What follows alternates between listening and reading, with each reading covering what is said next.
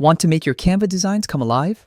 In this quick tutorial, I'll show you how to make an image move in Canva. It's a simple trick that can instantly turn a static design into something dynamic and eye-catching. Let's get started. First, open Canva on your browser or app and go to the project you're working on. It could be a presentation, social media post, or any design you want to make more engaging. Once you're in your workspace, look at the left-hand side of the screen. You'll see several tabs like text, photos, and elements. For this tutorial, we're focusing on the Elements tab, so click on it. The Elements section is packed with graphics, icons, shapes, and even short videos you can use to add motion to your design. To find what we need, go to the search bar at the top of the Elements panel and type in the word moon.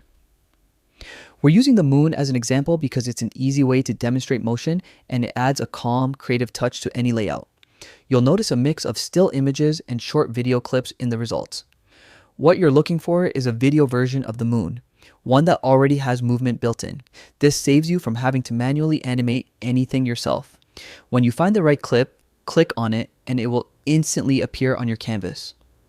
From here, it's all about placement. You can click and drag the moving image anywhere on your design.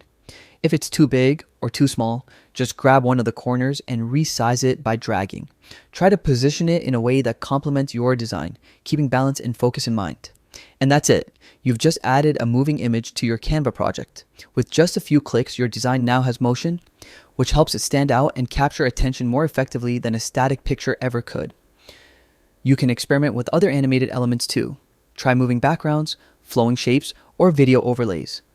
Each one adds a layer of creativity and depth to your design. So there you have it. You now know how to make an image move in Canva, play around with different videos and effects, and see how much more engaging your designs can become.